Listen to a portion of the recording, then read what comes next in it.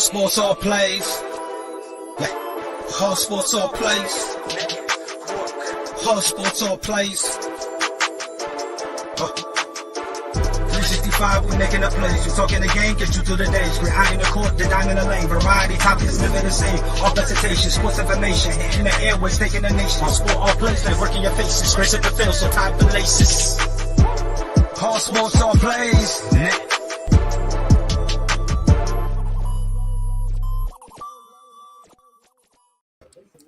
What is going on, ladies and gentlemen, and welcome back to ASAP Recap. I'm joined with Pride and Dustin, Stat Guy. Pride, how you doing today? I'm good. If only people would see what I do behind the scenes, I would lose so much credibility, my guy. You had to be cracking up. You had to be cracking up. Don't worry. I try, but I'm doing good, Amon. How you doing? I'm doing good. Dustin, how you doing, my guy? Good, Amon. Thanks for being our honorary guest today, Pride. I'm always here for you guys. Always. If you need me to kill someone, you got my number. Well, Pride, we're always happy to have you back on here. And we're going to start off with the MLB because March has clearly been madness. That's just all it is. I feel like I'm in the UK because it feels like we're pulling a madness every second. It's just madness. And we're going to start off with Carlos Correa because he signs a deal with the Minnesota Twins. It's technically a 3-year deal, but Dustin has some interesting stats to throw away. So I'm just going to swing it all the way straight to him. Dustin, talk to me about this Correa deal. So it's a 3-year, $107 million deal to kind of make him the highest paid infielder in MLB history. But he can opt out after year 1. He can opt out after year 2. And then obviously after year 3, he can hit the open market again. So with the Minnesota Twins being in the position they're in, I don't think any of us think they are contenders this year. And I don't think any of us are going to think they're contenders next year. So basically, Carlos Correa is signing a 1-year, $33 million deal to put up the best offensive season he can put up and then hit the market all over again and sign that 10-year, $300-some million deal that he wanted to sign this off season, which credit to him is a smart way to do it. But if I'm the Twins, I'm regretting signing this deal because why give a guy 3 years if you're going to just let him leave after 1? Yeah, it feels very brand name-ish. It feels like they said, you know what? Who's the hottest guy on the market right now? Okay, we're just going to go and get him. We're going to pay him and try to put butts in seats. Pride, what was your reaction when you first saw this deal? I was shocked. Obviously, Dustin, we spoke about this before. I knew Carlos Correa wasn't going to do anything long-term. Basically, this contract gets paid to his old agent.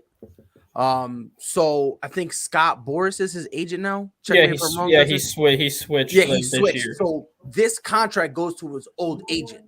So the next big money deal he gets is going to go to Scott Boras, which is why you kind of see, even though on a technicality 3-year, it gives them that opt-out option, which again, you can control your destiny in more ways than one. Because think about it, my phone fell, Jesus Christ. But think about it, right? You can basically threaten to not, under any circumstances, not get traded unless you go to a certain team, right? Then you go to whatever team you want, doesn't matter who it is. You go to that team you want. You still, let's say for some unknown reason, they decide to mess up and they start doing wrong things. You could still opt out. You're not stuck in any way, shape, or form. I think Carlos Correa put himself in a perfect position where it's like, no matter what, I have an out. No matter what, regardless of the situation going around me, if I don't want to be here anymore, I can opt out. And again, this is a $100 million deal. As soon as he opts out, he could easily grab another 3 for $200 million. Easily. So now you factor that in. Like, I'm shocked it was Minnesota. Like the actual deal, I was fine. I was shocked it was Minnesota. Because Minnesota actually thought they were going to get Trevor Story. In their minds, they were like, we had momentum to get Trevor Story. Then he came to Boston, which, I'm happy and kind of scared because he's great. But, ow, my leg. So he's like that. He's like the fish from SpongeBob, who every episode goes, my leg. You're like, that's Trevor Story in a nutshell, bro. So I'm kind of worried. But for Carlos Correa, smart deal. Minnesota, to agree with Dustin, what are you doing? What is your plan? Like, what is the point of this? Is this to light fire under the front office to make moves? Well, you guys should have had that fire anyway. You won 102 games in 2019, so it's not like you shouldn't have had that fire before. Right. Yeah. So it's like I don't understand the motive behind it. The only thing I can think of is they're hoping Correa has a good year. They're hoping the Twins are competitive enough to where they're close to 500, and they're hoping that in return attracts more big name free agents to come to Minnesota next year. Which, I mean, I get it. You know, like I'm okay with that to an extent. But Dustin and mine, you guys could probably see this better than me. You know what I mean? I that's the dumbest way to use Carlos Correa. Mm-hmm. That's a team who could have done that is Detroit. Detroit is the team who should have done this, and this is a deal that you would have expected Detroit do with Javi, and they did it. They handled so it's perplexing. Like, you're now going to use Carlos Correa, which again you want to quote attract free agents, but Dustin, if things are going left, I guarantee you they'll trade Carlos Correa. Yeah, so it's like Correa won't even be back. Right, like that's the thing. Like if you see the writing on the wall, you're going to trade Correa by the trade deadline. You're not going to want to risk it because could that be why the Twins did the deal? No. Because if they trade him and they get a lot of pieces, that actually can help them in the future. Because their farm system, I think, is like 17th or 18th in baseball. You can go from that to a top 10 system by moving Correa. But I don't think you get as many pieces because they know he can leave. That's the thing. I'm pretty sure that I think if you trade him somewhere, they're guaranteed that he'll probably opt in for at least one, if not those other 2 years, depending on who comes in. I'll be honest with you. I think when he goes, they're gonna tear down this contract. Wherever he goes, if they're saying, yo, we want you long term, they're going to tear it down and say, look, here's what we're going to do. We're going to avoid the last 2 years. We'll pay you the rest of this year. Then next year, we're giving you a brand new contract where you're going to be here for 10, 15 years, whether you like it or not. Yeah, and that could work out in the Twins' favor because then it's an easy way to at least unload him. And then if you get 4 or 5 pieces for him, you go from like a bottom third farm system to a top 10 overnight. Yeah, I mean, I just don't know about it. It just doesn't feel like a smart way to do business. If you think Cubs have done business like that the last 2 years. That's true. Again, that's true. But you're the first one to say that it's not the smartest thing they've ever done, right? I think you'd be one of the first to say that. I thought it was funny when he said that he's aiming to build a championship culture with Minnesota.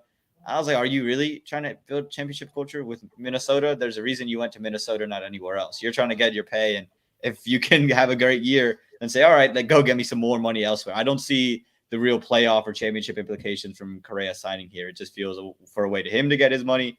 And as Dustin said, maybe attract free agents if he can have a good year and maybe they are close to playoff contention, get back to that 2020 ball where they got into the playoffs. They still haven't won a playoff game since 2004. Let's not act like they're not the Dallas Cowboys of the MLB. They haven't won a playoff game in a good almost 20 years. So I mean, in their defense, 12 of their 15 playoff losses in that span are against the Yankees. So if they can avoid the Yankees in the playoffs, maybe they can actually win the playoff game. And this year they could. If they start expanding it, they start expanding the playoffs, maybe they could start to avoid the New York Yankees. But it'll be an interesting decision. Any final thoughts on Carlos Correa? Anything else we didn't need to get in there? God bless him. God, and this also is actually another thing I want to actually touch on. Carlos Correa is now setting a precedent for what the future will be for superstars. There will be no more 10-year deals. There's not going to be anymore because why would I do a 10-year deal when I can basically get a 3-year deal and be a free agent still? So if I have a great year, I can cash in on that. If I have a bad year, guess what? I got 2 more years I can opt into, still get paid pretty nicely, and then try again.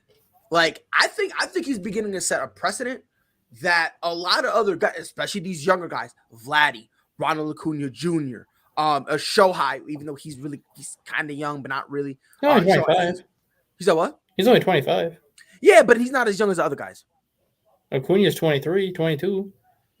What's a bigger number? 22, 25 or 22? Yeah, but Shohei's not old by any means. Yeah, but he's not as young as the other guys. Dustin, listen, I get it. You're going on vacation, bro. Save the hostility until you get to Florida. All right? Relax. Friendly fire. All right, Jimmy Butler? Friendly fire. Relax. We're on the same team, brother.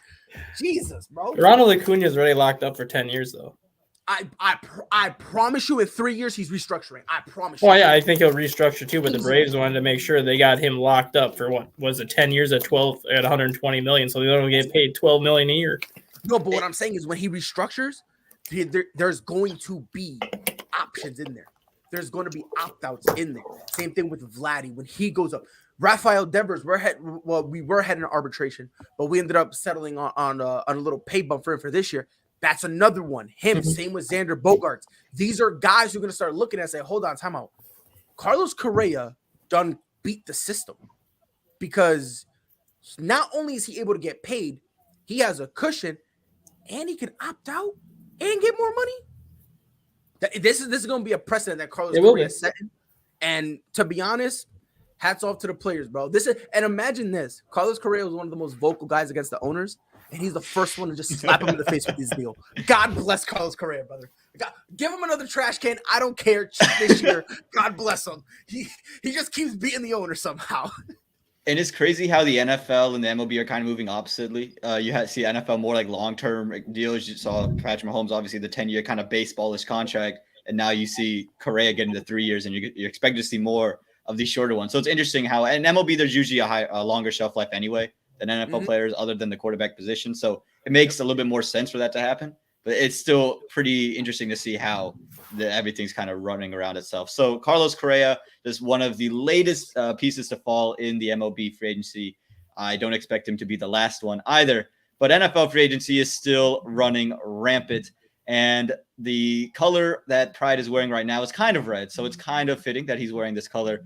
The Kansas City Chiefs made a move. And you know what? The NFL, I have to say this. I don't know if anyone listens to country music here. I listen to a little bit of country music, a lot of country music. And this guy named Ernest, he dropped an album. Okay. And he has a song called Comfortable When I'm Crazy. And that's the NFL offseason. It just feels like anytime they are not crazy, they're not comfortable. They said, let's do something insane. And that's exactly what happened. Tyreek Hill gets traded to the Miami Dolphins for 5 picks. So now the Kansas City Chiefs lose another piece of that championship team. Tyrann Mathieu gone, Tre'Davious Ward gone, and now you lose Tyreek Hill. Looks like DeMarcus Robinson will be elsewhere as well, meeting with the Las Vegas Raiders. Pride, I'm going to start with you. With the AFC West taking a couple steps forward, the Chargers, the Raiders, and the Broncos, are the Chiefs still the favorites to win that division? No. I had it before all this was going on. I had no favorites. Like I thought, and I said this, and I still believe it. I think every player in the AFC West is making the playoffs. I really do believe it. I think there's just no way. Not a single team. I don't care if you think the Raiders are the worst, the Broncos are the worst, the Chargers. If you think it doesn't matter. Not a single one of them are finishing under 500. Not a single one. 9-8 is going to be a disappointment. I expect double-digit wins from each and every one of these teams without a shadow of a doubt. I'm talking about week 17 biting their nails to determine who wins the division. That's the type of race I see going on in the AFC West. Kansas City has taken a lot of hits, a lot. I will say this to my dying breath. I don't care if you get mad.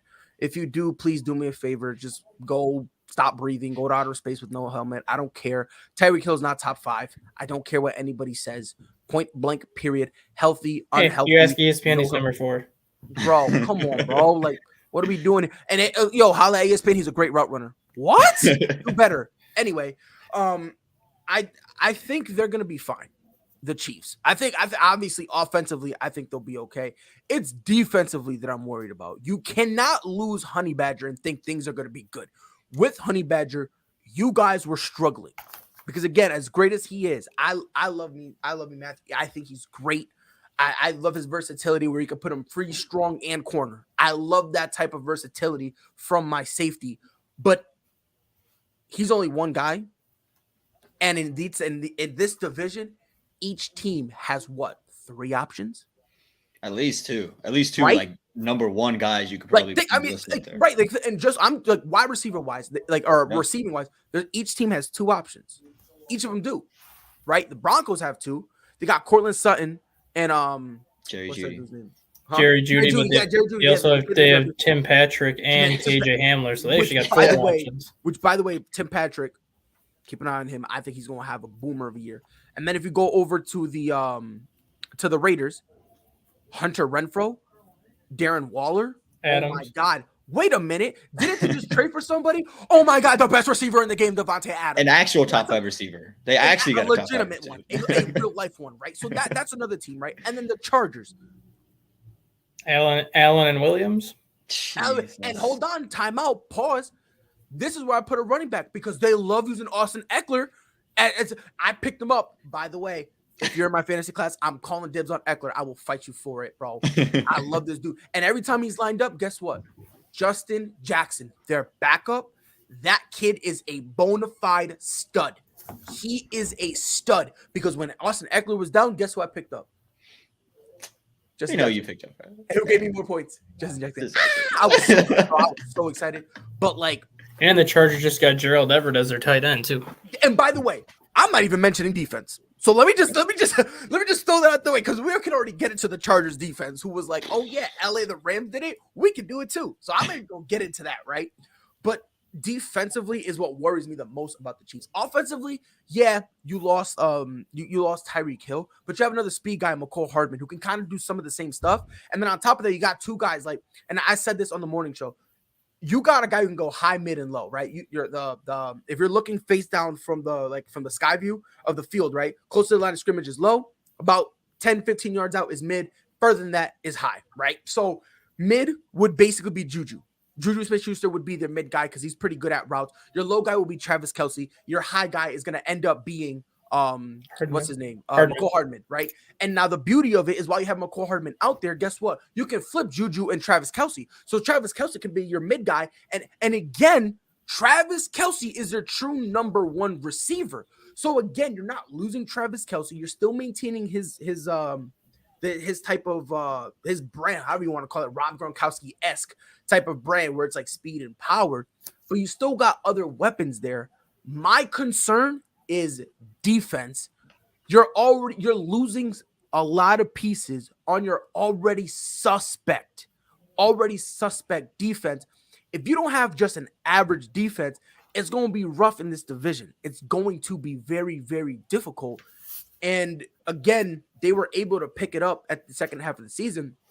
Congratulations, that's good. But can you do that losing? You lose Ward.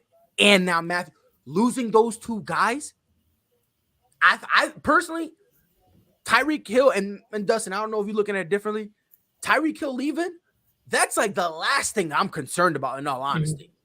I do think with Tyreek Hill, even though it does open the door for Matthews to come back, just because now the money that they were going to pay Hill, they can give to Matthew, and that'll at least help the defense that way. But I'm with you with what you said. I think not only do all four teams finish above 500, but I think all four teams get 10, possibly 11 wins, where it's not going to matter who wins the division because I think all four teams are going to get in the postseason anyways. And at that point, the only one that's going to care that they won the division is the team that got it because they get the home game. But if you go 11-5 or 11-6, you're going to have the 4, 5, 6, 7 seeds all out of your own division. So, I mean, at that point, no one's going to care where they're going because they're all in the postseason anyways. Unless, of course, you're Brandon Staley and you don't want that to happen in Week 17 where you could have just had two other teams get in. But, hey, that's a story for a different day. But as long as Patrick Mahomes is your quarterback, they're still going to be considered the favorites to win that division, I think, regardless of how bad their defense is. Yeah. But now we're going to get to see who the real Patrick Mahomes is, in my opinion. He's not going to have that gadget toy that he can just stand back there and fling it 65 yards and tell Tyreek Hill to go get it. Yes, McCole Hardman can do that. But Hardman doesn't do that often. He does actually run routes and does a lot of the things that Tyreek Hill didn't do. And I think this is going to give Mahomes a chance to kind of reinvent himself as a quarterback to show people that I'm not just a home run or bust type of guy. I can do the checkdowns. I can do the crossing patterns, the slants, and all these other things that Aaron Rodgers and a lot of these other quarterbacks do. Because if you remember towards the middle of the season last year when Kansas City started to play well, they went away from Tyreek Hill. Mm-hmm. And they were going with a lot of these short, intermediate passing routes that started to get the defense spread out. That's, I think, what you could see a lot more out of him this year because that's what was working last year. And that's actually what I was going to – I'm on because I have a question. And by the way, I'm not trying to hijack your show. Oh, no, you're – God, I'm not. Pride. But I really have a genuine question because I kind of want to piggyback off something Dustin said. Like, does he really have to reinvent – and I'm referring to Patrick Mahomes. Does he really have to reinvent himself? Because I'll be honest, I don't think he has to. I think there'll be some adjustment, but I don't know. I don't think you would have to, considering, you still got other guys. And again, to Dustin's point, the stretch where they all of a sudden the defense picked up, we got to remember, not only to Dustin's point where they're doing the short throws, they were now controlling the time of possession, which kept the defense off the field. So, I mean, does Patrick Mahomes really got to reinvent the way he plays? I'm not sure reinvents the word I'd use, but he has to show us at a mass scale or a macro scale that he can do that thing. We've seen him do it for time and time again. It was kind of like Josh Allen 2 years ago, right? In 2020, he at times would throw it underneath, but he was going to go, it was boom or bust with him, right? Okay. And you saw in the AFC Championship game, it kind of go AWOL. He tried to force it into coverage instead of taking the underneath throw. I think Mahomes, yeah, he has shown plenty of times I can take the underneath time, but Tyreek Hill's down there somewhere. You know what I mean? Like Tyreek Hill's just down there somewhere. I can just go, I have the arm. You know the meme, Tyreek down there somewhere. You know what I mean? Like that's exactly what it was. And he has that kind of blanket to do that. Now it's, okay, McCole Hardman's not that guy. I know he's an incredible speedster, but he's not Tyreek Hill in the sense he's just going to run straight and run by everybody. I wouldn't be surprised if I see in the second, third round, Kansas City drafts a receiver and they are incredibly speedy, or they are another underneath guy if they get like a Josh Dodson out of PSU, a guy who can control the middle of the field, be a possession guy. Okay. But now it's for Mahomes is, okay, I can just make the 10, 15-yard throw. I think Travis Kelce was more vital to his success than really Tyreek Hill ever was. And I've been saying it for a long time. I think if I had to take one piece out of there, I'd take out Tyreek Hill, because I can find another Tyreek Hill, but I cannot find another Travis Kelce. It's going to take a long time. It's going to take a very long time. To be honest, look, the only way you can find another Travis Kelce is if you go get George Kittle. That's it. That's really it. You can say Darren Waller too. Is that? Yeah. Again, that's it. That's that you can. I'm not putting Darren Waller. I'm not putting Darren Waller in that class yet. But I think he's getting there. I think he gives me a solid year next year. I think that's a legitimate conversation. And Mark Andrews. I no. Anyone on the Ravens besides Hollywood Pride's like, nah, I'm out. Nah, because free Hollywood. Some real stuff. Free Hollywood, bro. Free Hollywood, bro.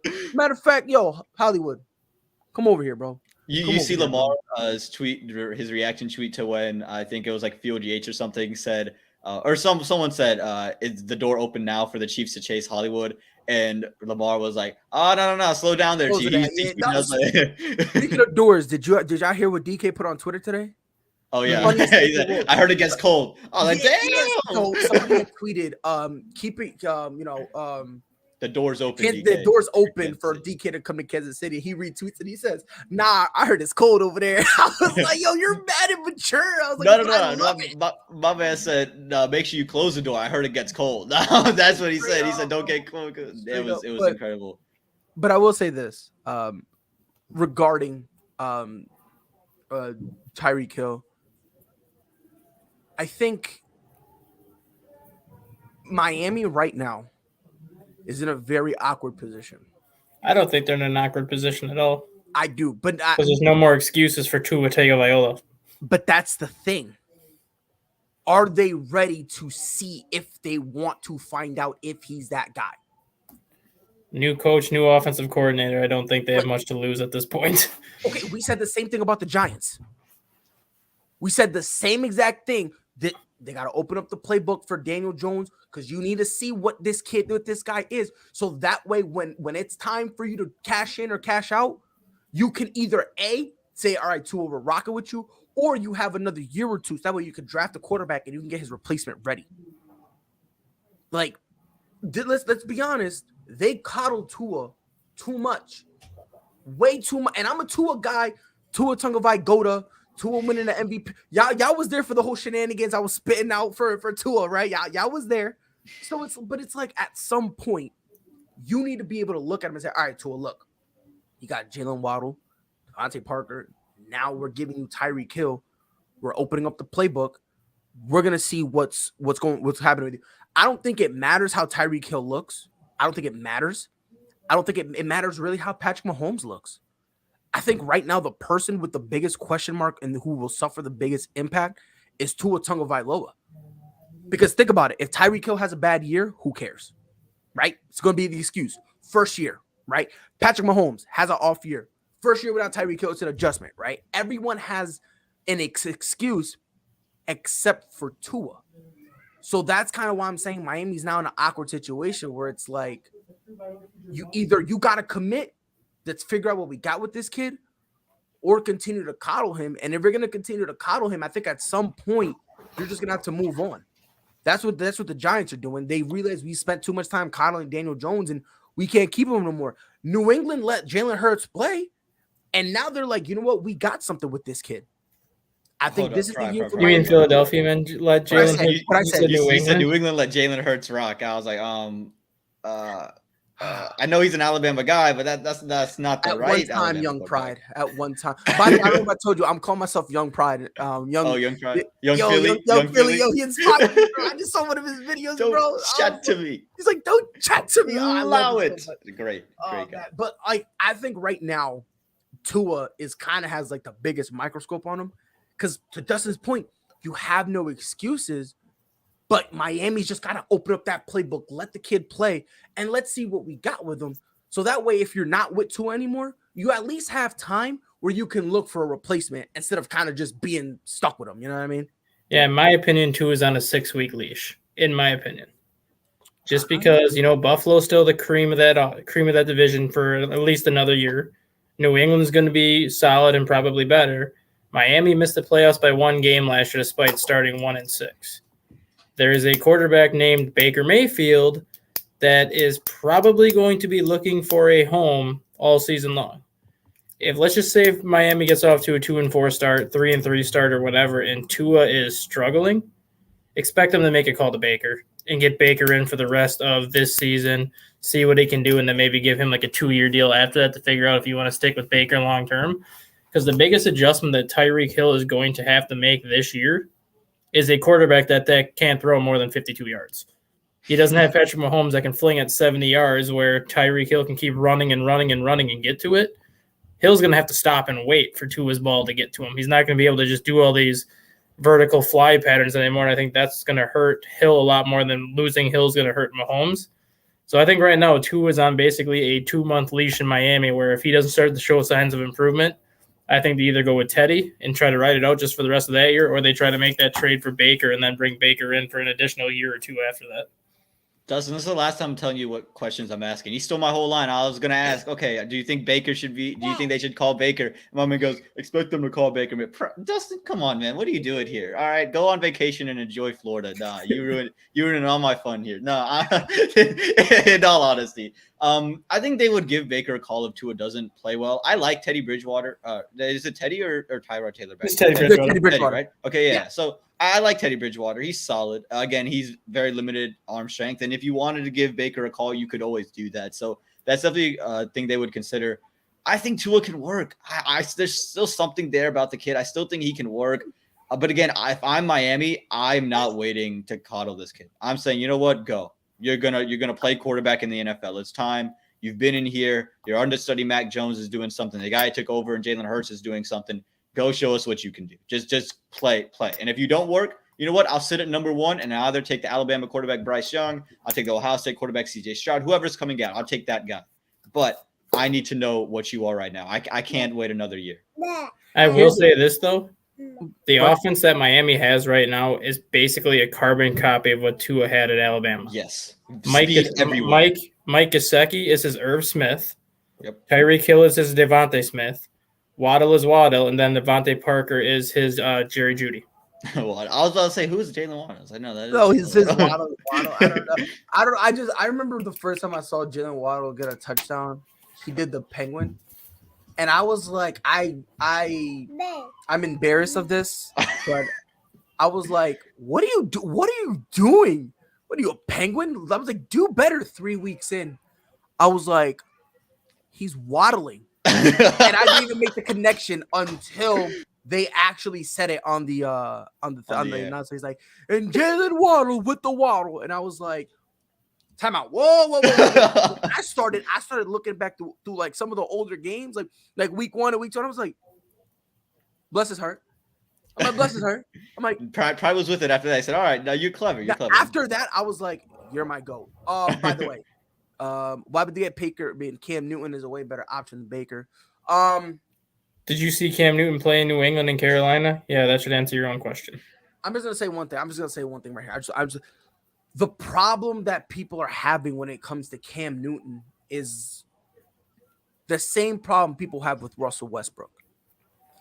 You get so enamored with a few years of him, and you think after he gets older, it's easy for him to go back to that age. The problem is that he can't. He tried to be a pocket passer in New England. Let me know how it worked. It didn't. It worked well for the first 2 weeks. Like, come on, bro. Like, it worked well enough to get us Mac Jones. That's how logic. He lost his starting job before training camp. Logic, brother. Logic. Come on. He then goes over to Carolina. To Carolina, and they did quarterback by committee. First of all, if you do a quarterback by committee, you're losing. You're obviously horrible. That's it. That's no one. 2, my guy does. I'm back, and then the next week we did like what -10 yards. Next week it was 4 of 16 for like 12 yards and 3 picks. Yeah, like a 7 passer rating. Yeah, or my guy. the -10 was Mike Glennon. That's what. But imagine. Hey, put some respect on Mike Glennon's name. NC State graduate over there. Yeah, I'm putting respect on his neck. But listen here, man. Like Cam Newton just cannot play anymore. It's just a fact of life. If you can accept it, oh well, it is what it is. At this point in time, Baker's just better. To go to your question, should Miami call Baker? Here's the problem with that. You need to wait to see if he gets bought out first. Because if I'm Miami, I'm not trading for Baker Mayfield. Yeah. It's not that I don't like Baker at all. It's just when I have like Davis Mills more. That's what it is. You said what? No. Keep going. No, you gotta say no, man. You gotta say no. I just said you like Davis Mills more. That's all it is. I mean, essentially, if they're going to trade it, would you see him trading Teddy for Baker? That's another question you need to have for yourself, because let's say you still like to, and this is why I'm saying it's going to be too awkward, because if he goes, because think about it, if they trade right now for him, right, you're gonna have to give up Tua. You see what I'm saying? And they're not going to take Teddy Bridgewater, because why take better? You have another Teddy Bridgewater on your roster and Jacoby Brissett. You know what I mean? So it's going to be kind of awkward. And the thing is, because I think, Dustin, you would have said you would give Tua 6 weeks. Baker's not going to be in Cleveland for 6 weeks, butter. I try to say butter. Well, yeah, I think if he gets bought out before that, you bring him in for cheap. No, and then you just kind of ride it out and see what happens. No, if I'm him, I'll go to Pittsburgh. Pittsburgh is like the easiest place you can go to. No offense to Mitchell Trubisky. You know what I mean? Like I said, and Dustin, we agreed. I think Mitch got a bad rap in Chicago. I just think Matt Nagy, if he just stayed out of the way, Mitch would have been fine. You guys wouldn't even need Justin Fields, because you still would have had Mitchell Trubisky, and I think you guys would have been in a solid place. Justin Fields. Oh yeah, we would have gotten Justin Fields. But you know what? I'm okay, because you know why I'm on. We got sometimes everything that glitters ain't gold, baby. You feel me? Baker Mayfield should just go to the Giants. And honestly, you have an argument there. Like to be fair, like again, Baker Mayfield could really go anywhere. Damian has a question on here. He says, sorry to change the subject, but speaking of quarterbacks, what's y'all's thoughts on Watson's case possibly getting reopened? The Browns are praying. They're making a deal with the devil right now that there is no reopening of this case, because they just guaranteed this man money. And if they say, oh, never mind, you're going, we found new evidence, they're going to be out to $230 million. So well, at least they still have Baker then. Yeah, I don't think that's a comfort to the Browns organization. I mean, it's better than having no option after that. Honestly, I'll be honest, I don't think so.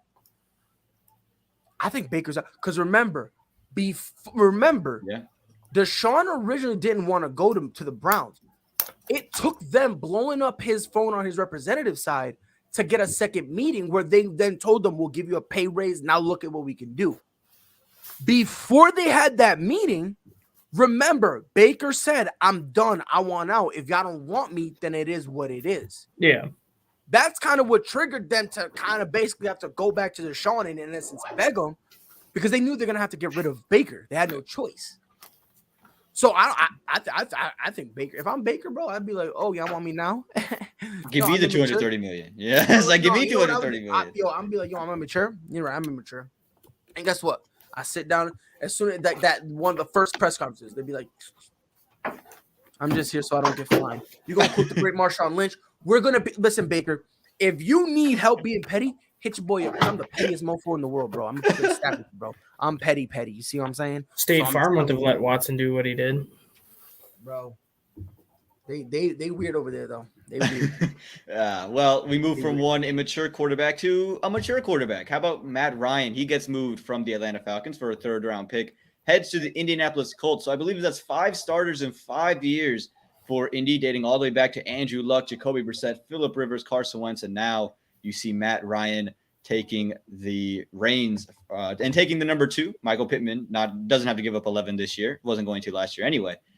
Dustin, do you think this Matt Ryan acquisition by the Colts makes them a team that is a playoff contender, and not only a playoff contender, but a Super Bowl contender?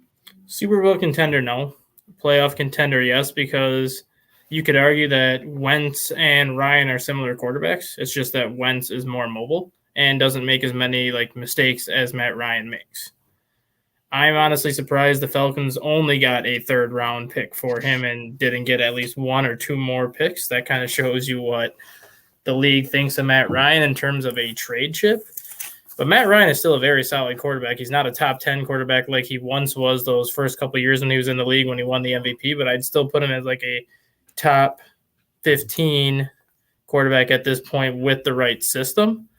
My big thing is he finally has a running back that he never had in Jonathan Taylor. He had running backs in Atlanta, but it was always a running back by committee with Devontae Freeman and Devin Coleman. So he never had that legitimate running back. Then he went with Todd Gurley for a year, which Gurley was a shell of himself at that point. So now he's finally got Jonathan Taylor.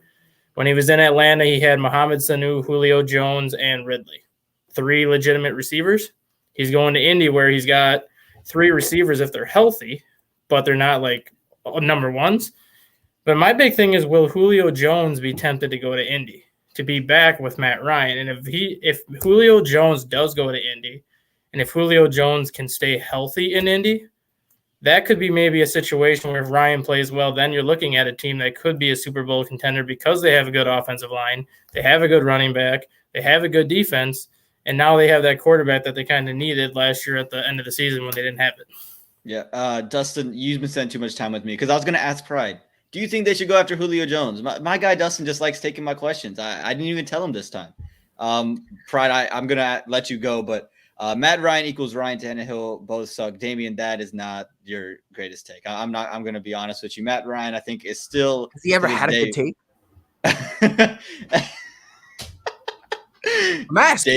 David prides on your case right now, but I think Matt Ryan still today. I would take him to start a team over Ryan Tannehill, no matter what the age is. I still think Matt Ryan presents a better arm. Free Ryan Tannehill. So you take Ryan Tannehill over Matt Ryan? I would. All right. Well, I'm gonna ask. So then, do you think the Colts now with Matt Ryan are the favorites to win that AFC South? Not even close. Not even close. I'm gonna put it to you this way: this team is not getting 10 wins. That's just the reality of the situation. By the way, Matt Ryan, he took a picture with him and his beautiful family, beautiful wife, beautiful kids, all that stuff. It's weird. The guy actually looked younger. Swear to God, I just saw him and he smiled, and I was like, "The fuck?" I was like, "Yo, is that you or your kid, bro? What?" He's not in the dirty South anymore. Now he's up in Indy. Yeah, but you know what I mean. But his play finna be dirty, so he gonna keep a dirty part of the dirty South with him, man. Because I'm telling you, bro, this team is not getting 9 wins. I'm sorry, they'll get 9 wins. That's their apex. That's it. That is their goal, their life. They made a mistake. Get rid of Carson Wentz. I will go to my deathbed saying that, which God knows, who knows, as soon as we end, I'll probably die then. And my final words and my eulogy will be Carson Wentz over Matt Ryan. A little bit of in my obituary, a little bit of a Michael McCorkle Jones spread in there. A lot of Thomas Edward Patrick Brady Jr. You feel me? But maybe it's just me, but I just don't, under any circumstances, really see Matt Ryan doing much with this team. I don't really see much. I don't. Okay. And you know what I mean? Because the thing is a lot of times, like some of the plays they do, if you really watch the Colts, sometimes they would actually move the pocket, and Matt Ryan's mobile. When's the last time you heard that? Calling Matt Ryan mobile is like the same way of saying, oh yeah, Tyreek Hill can run routes. Like it's just unfeasible. It's dumb. So it's like, I don't see this team winning double digits. I said it before, when they got rid of Carson Wentz, they took a step back. Mm-hmm. And I think it was a major step back. When they traded Carson Wentz, I thought they were going to end up being like third in the division. Whoop-de-doo. You got Matt Ryan. Now you move up to second in the division. Mind you, they're second by a landslide, like 3 to 4 games. I don't see this team really doing much. And to answer saying if Julio should go there, I don't know. Should he? Not really. I wouldn't. I mean, at this point, though, I think Indianapolis can win 9 or 10 games. But even if they do, it's not going to matter because the AFC West is going to be so much better anyways that if they don't win the division, they're going to be on the outside looking in. Yeah. Exactly. And that's exactly what I'm saying. Like, I feel like with Carson, I think this could have been an 11-12 win team. On his second year, feeling better with everyone. JT coming off an MVP caliber season. I expected him to go up another year with Michael Pittman Jr. You know what I mean? T.Y. Hilton, sure, he's not the same, but, still reliable hand that, you can kind of depend on. He's kind of in like the Larry Fitzgerald twilight of his career where, he's not going to let the score up, but, sure, I'll have a game or two or whatever. You know what I mean? You go add one more receiver and all of a sudden we're talking a whole nother game. We really are. But now that you got Matt Ryan, it's like, I just feel bad that after trading Carson Wentz, the Colts became an average franchise. Just became average. They became mid. You know what I mean? And they ended up saying, oh, we don't want to be an average franchise. We got to make a splash. And they ended up trading for an average quarterback. Yeah, I see your point. And I don't think they took a major step forward from the Carson Wentz to Matt Ryan. I don't think there was a step forward anywhere on that thing. To me, it is a step back because of what they like to do in terms of moving the pocket and shooting the ball downfield. I will say this though, and Mike, right on cue. Mike's my guy. Thank you.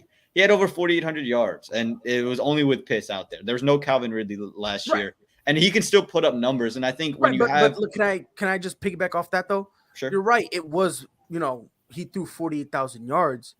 What run game did they have? Right. And that's the point. You had no choice but to fling it. So on 100%. paper, it sounds nice until you realize that, like, that's the only thing they had. Yeah, he had 4,000 yards, but at the same time, like, what did it wasn't a very good 400 yards or 4,800 yards. You know what I mean? Right. Because it didn't count to much winning. What I was going to say was that if you have JT behind him, he's going to do the majority of the work. You're not going to ask Matt Ryan 100% of the time to go out and roll. But I think he can make 1 to 2 play action passes. I think he can roll that 1 or 2 times a game. I think he can make. I still believe in his arm because we saw it this year, right? He still threw for almost 5,000 yards. That's kind of what I'm saying is I still think he can make them contend. I still don't trust the Tennessee Titans. I know if Derrick Henry's healthy, that's a very different story for the rest of the team. By the way, he had 3,900 yards. He didn't get 4,000. He didn't get a 4,000 last year? No, he didn't get 4,000. Okay. Well, there we go. There goes my argument. Again. No, but again, I still leave though, but fuck Matt Ryan though. Oh, my bad, zoned down, my bad. Go ahead, my bad, man. No, I still think he can get down the field. I still think if you ask him to do it 1 or 2 times a game, if you had to put the weight entirely on his shoulders, it's not happening. But you don't have to do that. The roster's still there, still the most Pro Bowlers from last year on that roster. The defense is still there. I still think that this team can win this division. I don't see them that far behind Tennessee just because I trust Matt Ryan more than I trust Ryan Tannehill. And that's just the fact of my existence. I know Pride doesn't agree with that statement. No way. There's no way you're going to sit there and tell me that with a straight face. Yeah, 100%. Even to this day, I still sit here believing more in Matt Ryan than I do in Ryan Tannehill. I believe more in Derrick Henry than I do in JT, but that's just because I've only seen JT do it for 1 year. So, again, I think it's a lot closer than you guys might think it is, but I see this team make it run. Now, the entire AFC South has to play the AFC West, which is kind of crazy. You got one maybe with the worst division in football playing against the best division in football, which should be fun. So that's automatic 4 losses for every single team. But again, I think it'll be a very close division between Tennessee and Indy because I think they're very evenly matched. And I just think whoever's going to come down to winning that matchup. Maybe it's just me. Maybe it's just me, right? But I don't understand why Matt Ryan is getting all this love and adulation like he's great. He's not, but Ryan Tannehill's not great either. They're both average. They're both distinctly average. In my opinion, Ryan Tannehill's a little bit above average. Well, yeah, I was gonna say Tannehill I would put slightly above average for now. But it's not like this massive leap. Right. But at the same time, I like to put them both in the same category. So I would rank Tannehill at like, if I'm ranking all 32 quarterbacks, I would rank Tannehill around like 13, and I would rank Ryan kind of in that 15, 16 range. Yeah, that's fair. I think that's fair. I think I'd probably have it flipped, but again, I see it's fair. I don't know, man. He won an MVP, right? Matt Ryan? Yeah, 2017 when Atlanta went to the Super Bowl and had a nice 28-3 lead. Who did they lose to? Right. Hold on. So I keep forgetting. 4,944 yards. That's not bad. 69% complete. Okay, not bad. How many touchdowns did he throw? Hold on. Let me see how many touchdowns. 35 touchdowns, 7 picks that year.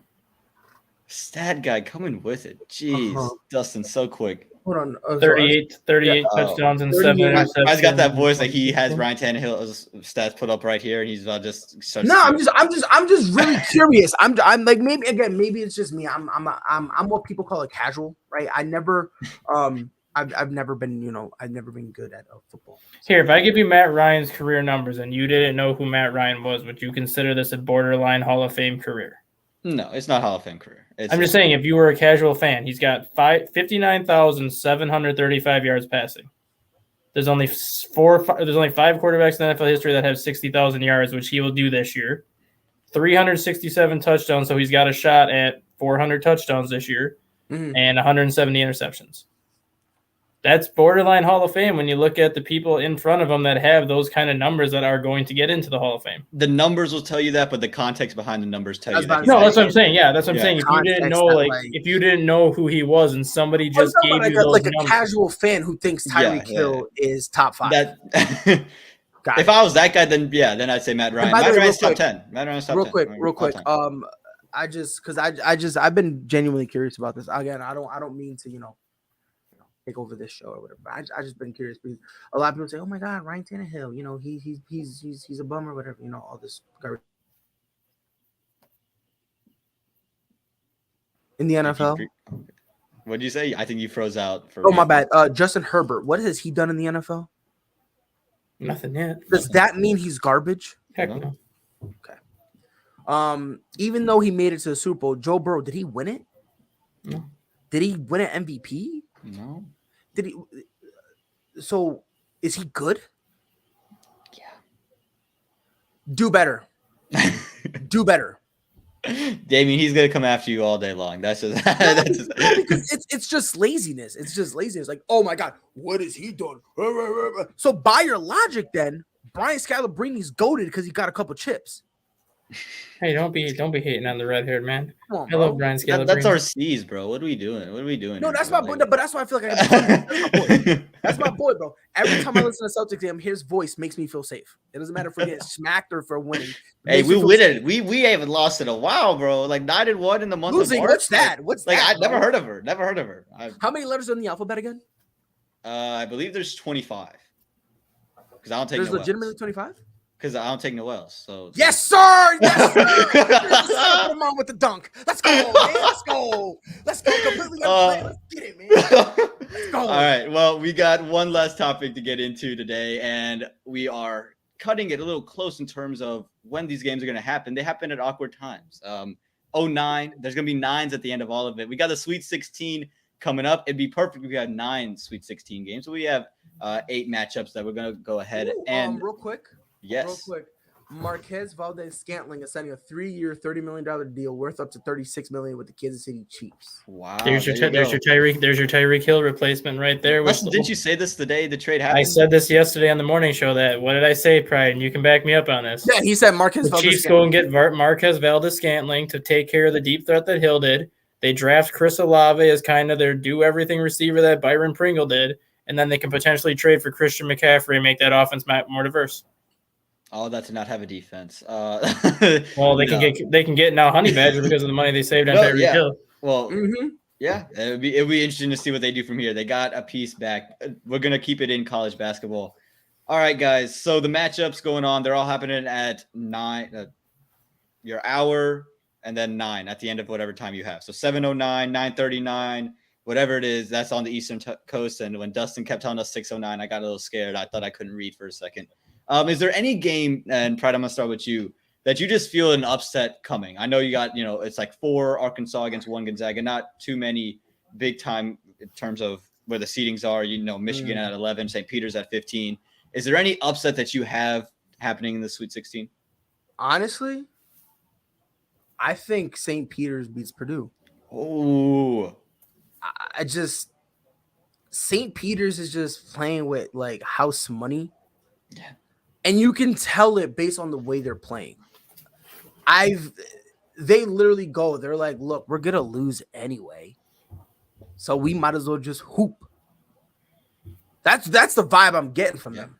You know what I mean? They're just kind of like, it is what it is. You know what I mean? I just want to be able to go out. If we lose, I'd be able to look in the mirror and say I gave it everything I had. That's how they've been hooping lately. Yeah. And to their advantage, it's been working because guess what?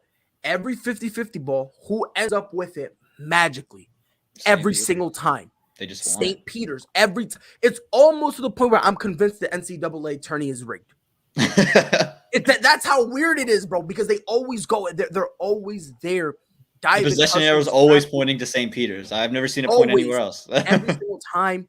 Their defense is honestly, in my opinion, extremely underrated because, again, maybe it's just me. Again, I'm a casual. Tyreek Hill, top 5. But the rotations, I love. The communication. Even if it's a mismatch, they still, like, a mismatch for St. Peter's never feels like a mismatch because their logic is, hey, yo, this whole tourney's a mismatch for us.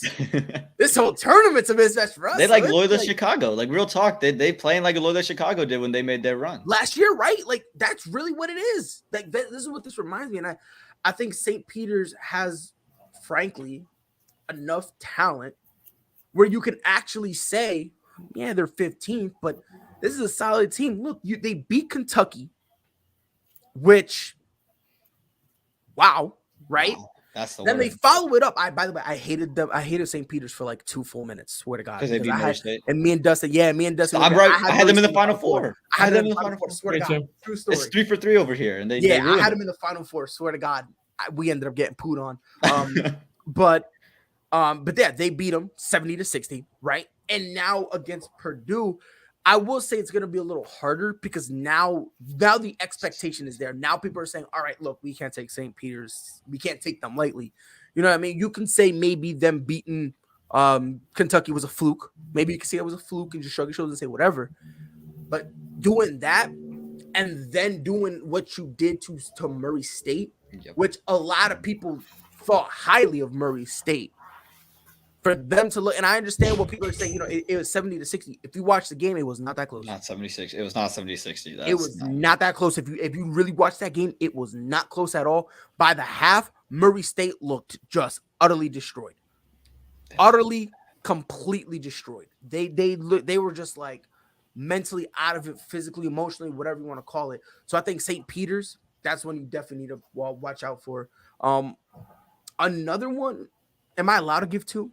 Go for it. Go for it, bro. All right, you're a guest. Go for it. Let's get Duke the fuck up out of here. Let's get Duke out of here, man. Let's get Duke out of here, bro. I'm doubling down, bro. I gotta commit, bro. And if Duke wins, I'm gonna be so salty, right?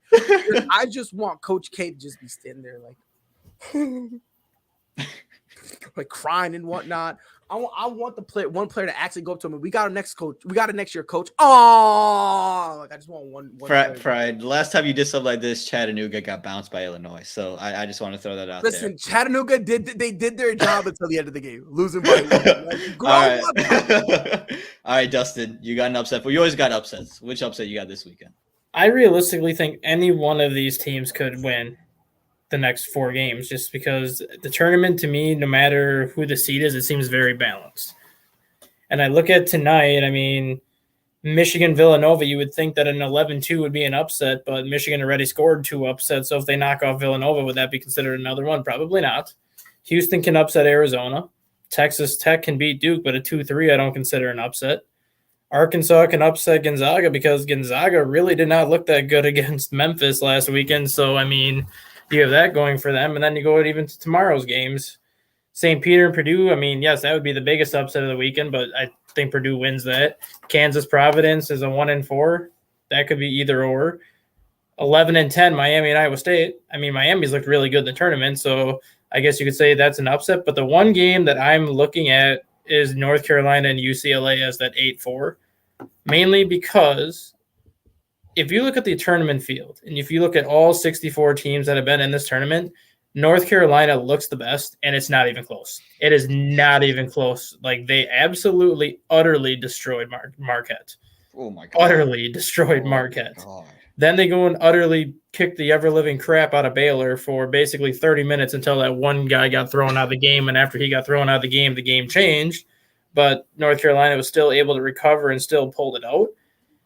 For whatever reason, it seems like that win against Coach K in Coach K's last game somehow ignited a fire under North Carolina, because since that day, this North Carolina team looks like a completely different team, and I'm not going to be surprised if they are cutting the nets down at the end, especially if they play the way they've been playing the first weekend. Oh, my God. I don't care UNC has been unbelievable. It's not Duke.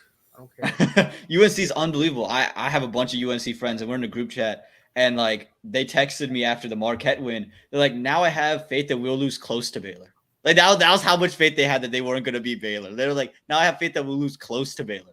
And then they beat Baylor the fashion in which they did. Again, it was dramatic as hell.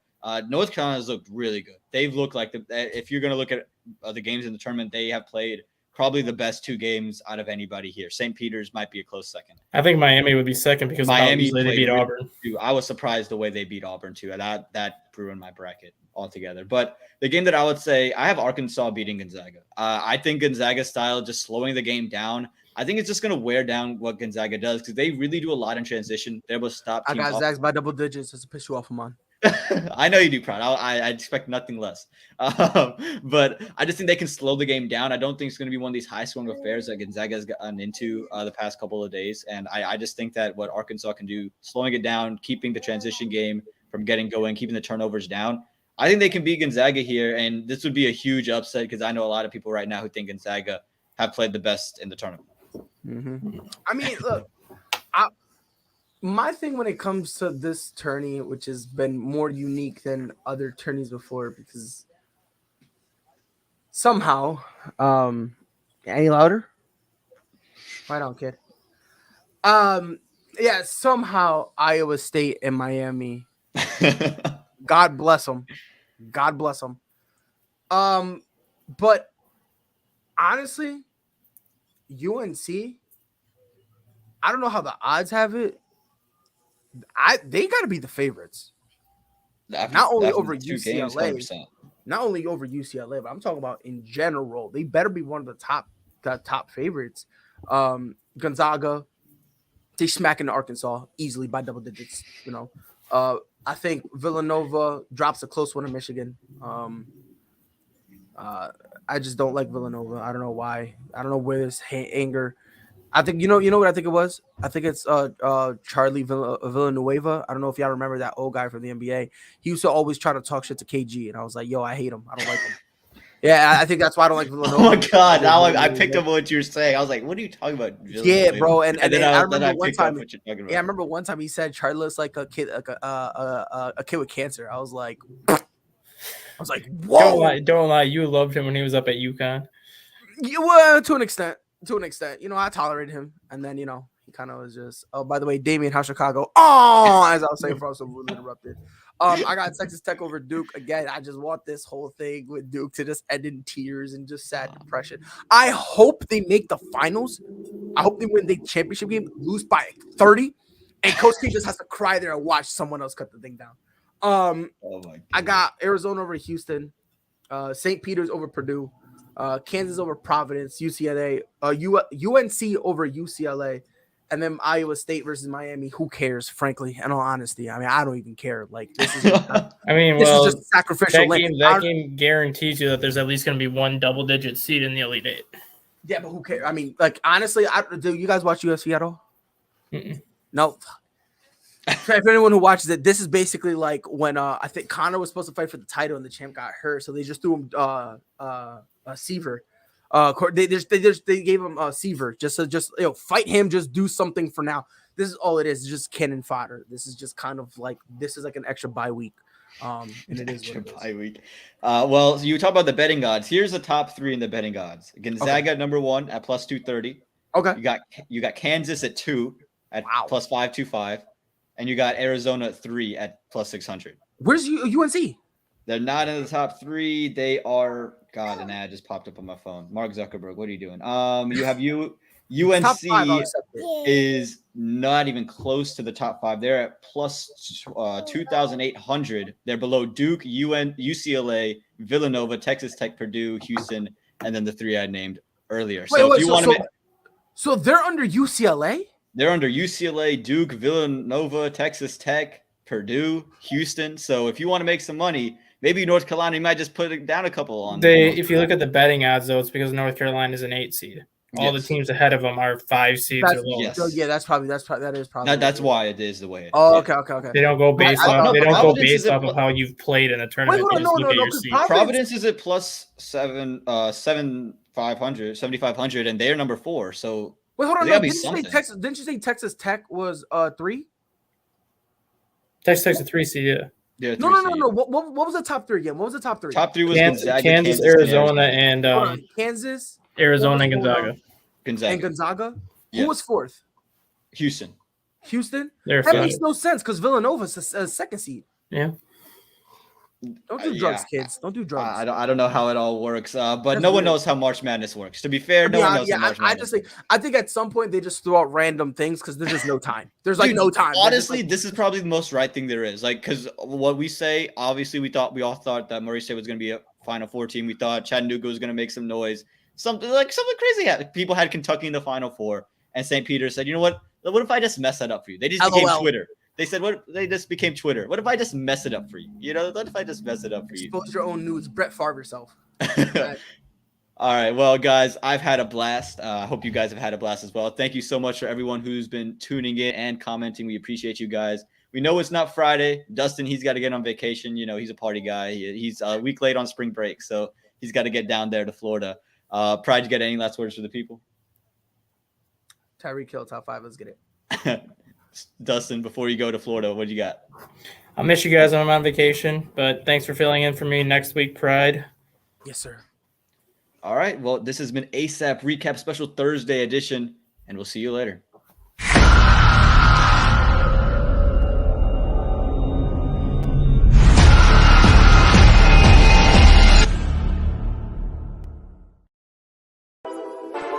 All sports, all plays.